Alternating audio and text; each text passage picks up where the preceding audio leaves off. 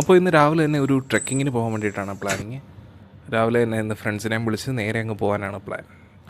നമ്മൾ ട്രക്കിങ്ങിനായിട്ട് പോകുന്നത് തേക്കടിയിലുള്ള പെരിയ ടൈഗർ റിസർവിലേക്കാണ്. രാവിലെ 6 മണിക്ക് മുമ്പായിട്ട് ഞങ്ങൾ അവിടെ എത്തി. കറക്റ്റ് 6 മണിക്ക് തന്നെ ടിക്കറ്റ് കൗണ്ടർ എല്ലാം ഓപ്പൺ ചെയ്തു. ഞങ്ങൾ നേരത്തെ തന്നെ ടിക്കറ്റ് ഓൺലൈൻ ബുക്ക് ചെയ്തിട്ടാണ് ഇവിടെ വന്നിരിക്കുന്നത്. അതുകൊണ്ട് തന്നെ ക്യൂവിൽ നിൽക്കേണ്ട ആവശ്യം വന്നില്ല. നേച്ചർ വാക്ക് എന്ന ട്രക്കിംഗ് പ്രോഗ്രാമാണ് ഞങ്ങൾ ബുക്ക് ചെയ്തിരിക്കുന്നത്. ഇവിടുന്ന് ട്രക്കിംഗ് പോയിന്റിലേക്ക് പെരിയ ടൈഗർ റിസർവിൻ്റെ തന്നെ ഷട്ടിൽ ബസ് നമുക്ക് അവൈലബിൾ ആയിട്ടുണ്ട്.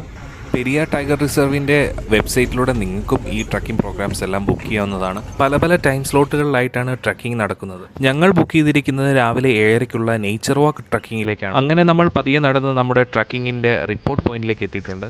ഫോറസ്റ്റ് ഗൈഡിനൊപ്പം നമ്മൾ പതുക്കെ നടക്കാൻ തുടങ്ങി. മുള കൊണ്ടുണ്ടാക്കിയ ചെങ്ങാടത്തിലാണ് നമ്മൾ റിസർവോയർ ക്രോസ് ചെയ്യുന്നത്. രാവിലെ വന്നതുകൊണ്ട് തന്നെ വന്യമൃഗങ്ങളെ കാണാൻ കഴിയും എന്ന പ്രതീക്ഷയിലാണ് എല്ലാവരും. അങ്ങനെ നടക്കുന്നതിൻ്റെ ഇടയിൽ കാട്ടാനയുടെ പല്ലുകൾ കാണാൻ സാധിച്ചു. കല്ല് പോലെ തന്നെ വളരെ ഭാരമേറിയവയാണ് ഇവയുടെ പല്ലുകൾ.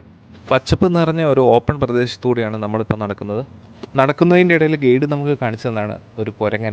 നീലഗിരി ഇലാങ്കുവാർ എന്ന ഇനത്തിൽപ്പെടുന്ന ഒരു കുരങ്ങാണിത്. പിന്നീട് ഞങ്ങൾ കണ്ടത് പുലി പിടിച്ച ഒരു മാനിൻ്റെ അസ്ഥിയാണ്.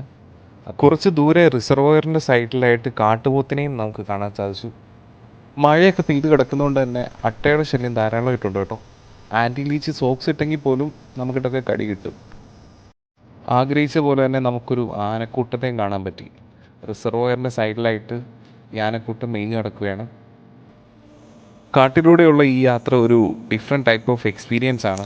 Once in a life time നിങ്ങളിതൊന്ന് എക്സ്പീരിയൻസ് ചെയ്ത് നോക്കണം. അങ്ങനെ കാട്ടിലൂടെയുള്ള 3 മണിക്കൂർ നീണ്ട നേച്ചർ വാക്ക് ഇവിടെ അവസാനിക്കുകയാണ്. കടുവയെ കാണാൻ പറ്റിയില്ല എന്ന വിഷമത്തോടു കൂടി ഞങ്ങൾ തിരിച്ചു മടങ്ങുകയാണ്.